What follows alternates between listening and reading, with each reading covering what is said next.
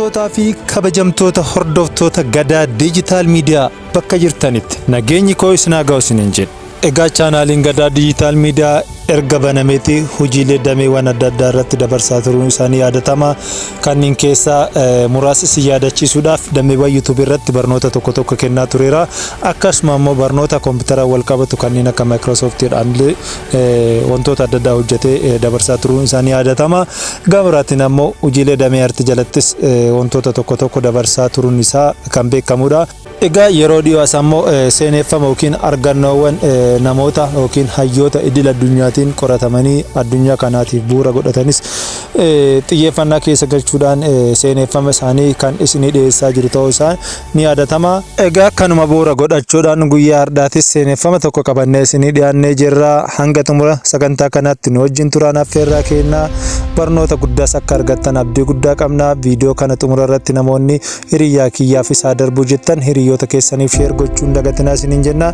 Namoonni ammoo chaanaalii kana subscribe goone yookiin haaraa taataniif ammoo subscribe gochuun dagatinaa isiniin jenna. Kanneen viidiyoo kana jaalattan ammoo like gochuu akka hin daganne isiniin jenna. Hanga xumura sagantaa keenyatti nu wajjin turaan ammas affeerraa keenya. Maqaan isaa Nicholas James jedhama. Bara 1982 biyya Austraaliyaa keessatti dhalate. Nicholas James yeroo dhalatu nama harkaa fi miila lama hin qabne ture. Seenaan amma isinitti himuuf deemu jiru kana Nicholas guyyaa tokko milkaa'ina isaa booda waltajjii irratti seeneffama isaa kana hawaasa idil addunyaatiif dhiyeesse. Haalota mijataa hin taanee fi miira abdii kutannaa keessa taa'ee umuriin koo waggaa 8 yeroo ta'u barnoota eegale jedhe. Barnoota idilee isaa kanaanis nama cimaa ta'uu koo yeroo sanatti of hin beeku ture jedha. Barnoota koo haa eegalu malee arrabsoo fi qeeqna namoota irraa narra ga'u akkan barnoota koo addaan kutee miira abdii kutannaa keessa seenee jireenya koo jibbee hamilee dhabu na taasise. Daandiin barnootaa koo milkaa'ina jireenya koo boruu jedhee waan of amansiisee hin jirreef jiraachuuf abdii kutee jireenya kootiifis wabii dhabee gara lubbuu koo galaafachuutti yaaduu eegale. Iddoo an taa'ee waa nyaadhuttis iddoo an ciisee yaaduttis kan na marsee jiraatu miira abdii kutannaa ture. Jireenya koo kana jibbee ammoo addunyaa kanarraa boqachuuf guyyaa tokko gara lubbuu kootti aggaammii taasisuudhaan of ajjeesuun murteesse. Yeroo kana ammoo gaafilee lama sammuu koo keessatti wal diddaa'umanii jiru. Inni tokko sammuu koo keessatti yaada gaarii tokko dhiyeessa.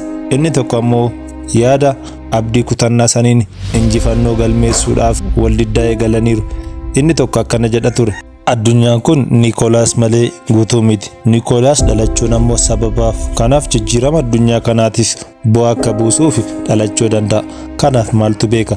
Abdiin jireenya koo isa boruutii murtaa malee haala amma keessa jiru murtaa'uu hin danda'u kan jedhu ture. Inni lammaffaa yaada isa jalqabaa kana mormuudhaan akkana jedha. Nicholas na dhageessaa? Ati nama addunyaa kanaaf hin malleedha. Addunyaa kanaaf waan tokko dabaluu hin dandeessu. Wantoota irraa hir'istu baay'ee qabda. Kanaaf ammoo boqachuu sirra jiraata. Kanaaf ba'aa kana addunyaa qofa osoo hin taane maatii kee irraatis buusuu qabda. Kanaaf ammuma of ajjeesuu murteessaa waan ta'eef itti ariifadhu. Anis waldiddaa sammuu koo keessatti bifa yaada lamaatiin dhiyaate kan yeroo dheeraa fudhadhee itti yaaduudhaan isa kamtu akkana fayyaduu fi isa kamtu akkana miidhu xiinxalluu eegale. Xiinxalla kanaanis namoonni na biran turre waan ta'eef inni jalqabaa injifannoo galmeesse. Sammuu koo abdii kutannaa keessaa abdii qabaachuutti ijaaramaa dhufe. Abdii qabaachuutti erga ijaaramaa dhufe yaadota ciccimoo tokko naaf burqisiise. Sammuun koo guutuu waan ta'eef fedhii barnootaa qabus of amansiisuudhaan dhimmi qaamaan hir'achuu yaaddoo koo ta'uu irraa gara abdii horannatti na fide. Sababni isaas qaamaan hir'achuun sammuu hir'achuu akka hin taane waan amaneef. Addunyaa kanarratti nama jalqabaa ta'uu danda'a. Sababni isaas namni qaamaan hir'uu ta'ee addunyaa kanaaf argannoo addaa fiden ana ta'uu waan maluuf jedhee sammuu koo irra deddeebi'uuf gaafachuudhaan miira gammachuutiin akka of amansiisu ofitti hime. Barnoota koo yeroo galu hamilee tuqqaan arrabsoo fi qeeqonni namoota irraa na qaqqaban akkuma jirutti na waliin jiraataa ture. Anis abdii kutannaa irraa gara abdii horannatti waan dhufeef qeeqotaa fi arrabsoof harka laachuu caalaa isaan ammoo galtee godhadhee cimina hamilee koo naa ta'uudhaan sadarkaa kan akka ga'uudhaaf dildila yookiin riqicha guddaa naaf ta'anii jedha.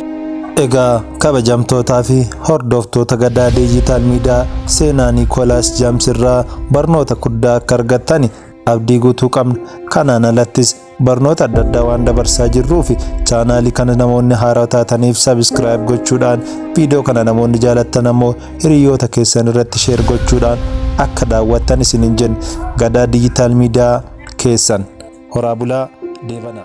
The first thing I want you to take away from today is this: you will have good days and you'll have bad days, but you will always learn something more or something new, and you will learn more overall on bad days than good days.